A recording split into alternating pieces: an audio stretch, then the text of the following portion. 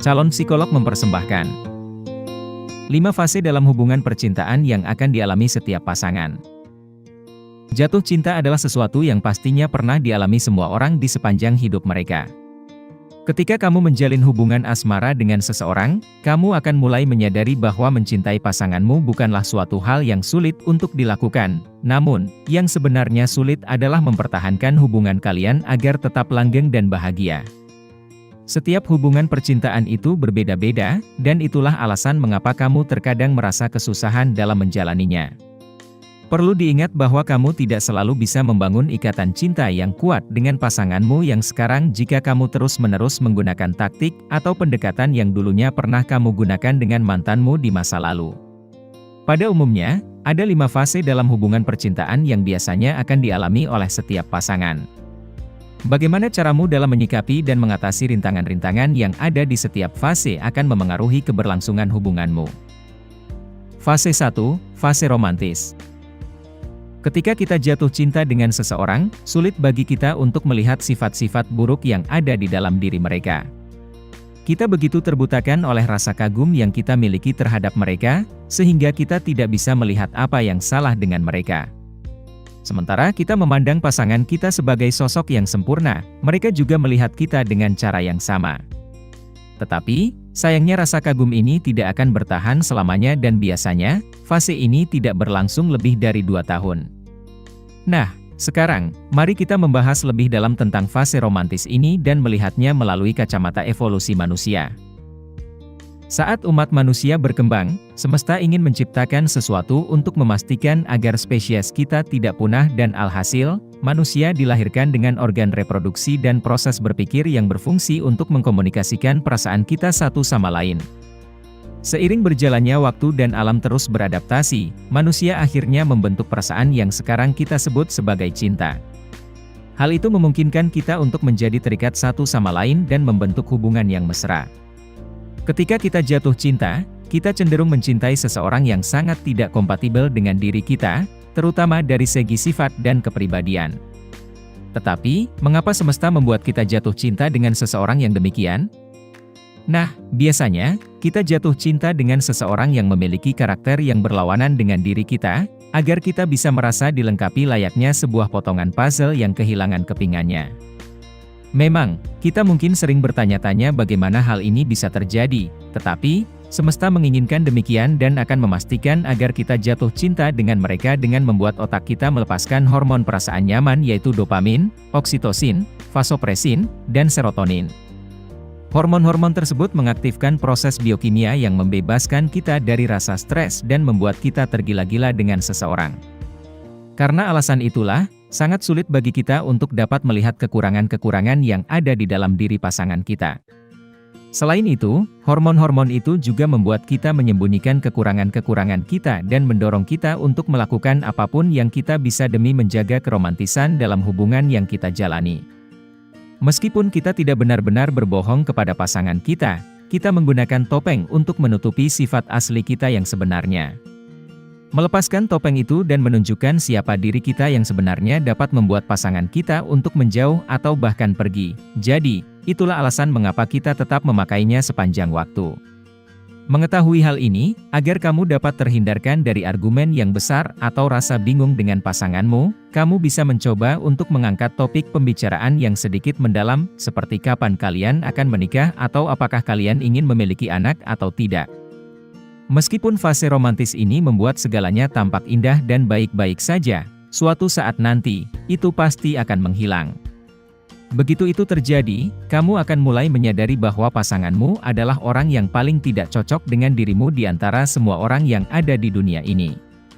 Hal ini cenderung terjadi ketika kamu atau pasanganmu mulai khawatir tentang keterikatan seumur hidup yang akan terjadi di saat kalian membawa hubungan kalian ke jenjang yang lebih tinggi, misalnya seperti bertunangan atau tinggal bersama setelah menikah.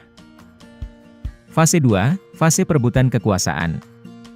Ketika kita memikirkan tentang hubungan percintaan, kita cenderung memikirkan romansa sempurna yang penuh dengan kebahagiaan seperti yang kita lihat di film-film atau yang kita baca di novel-novel. Hal ini menyebabkan kita untuk berasumsi bahwa hubungan yang kita jalani sekarang tidak akan pernah sempurna, kecuali itu identik dengan apa yang telah kita lihat atau bayangkan. Fase ini adalah fase di mana terjadi banyak konflik, ketegangan, dan rasa sakit di antara kedua pasangan, karena fakta bahwa cinta sempurna yang dulu pernah kamu rasakan telah hancur di depan matamu.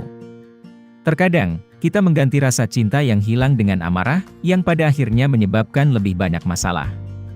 Kita berhenti fokus pada apa yang dulunya membuat pasangan kita tampak begitu sempurna, dan mulai melihat keburukan-keburukan mereka yang membuat kita merasa muak. Ketika sepasang kekasih sedang melewati fase ini dalam hubungan mereka, salah satu dari mereka biasanya akan menarik diri. Mereka merasa dikhianati karena pasangannya telah berubah menjadi seseorang yang benar-benar berbeda 180 derajat dari seseorang yang dulunya pernah mereka cintai. Ketika salah satu pasangan melakukan ini, pasangan yang lain akan membujuk mereka dan meminta agar diberikan perhatian, sambil merasa takut dijauhi dan diabaikan.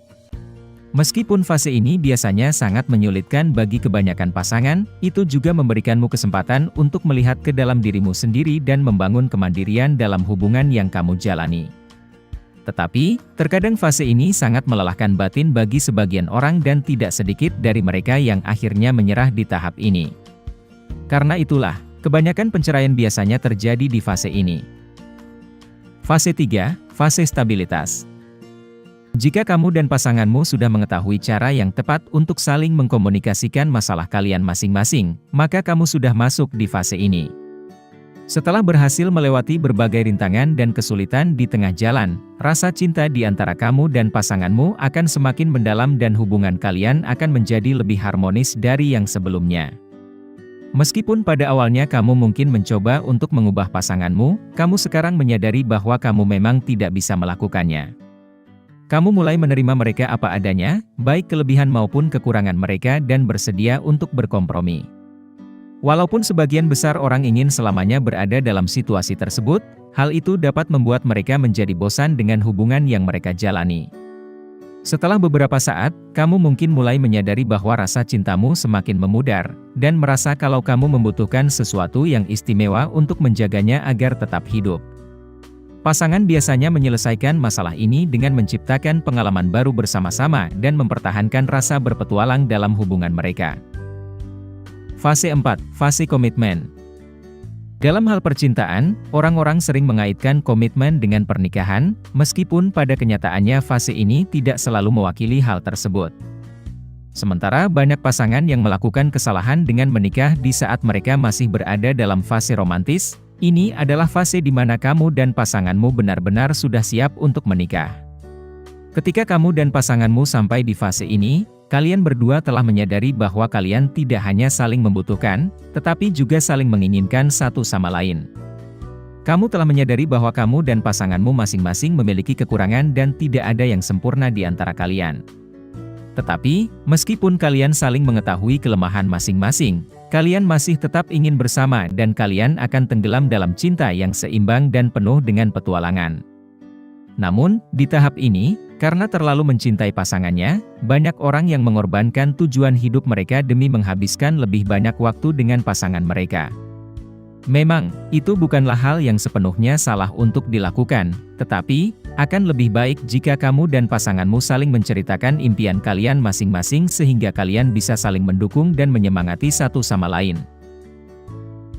Fase 5, fase kebahagiaan. Setelah kamu mencapai fase ini, kamu dan pasanganmu menjadi sadar akan cinta dan kasih sayang kalian terhadap satu sama lain. Karena semesta telah memberikanmu kehidupan dan kemampuan untuk menciptakan pengalaman-pengalaman yang membahagiakan bersama dengan pasanganmu, itu sekarang memintamu untuk memberi kembali.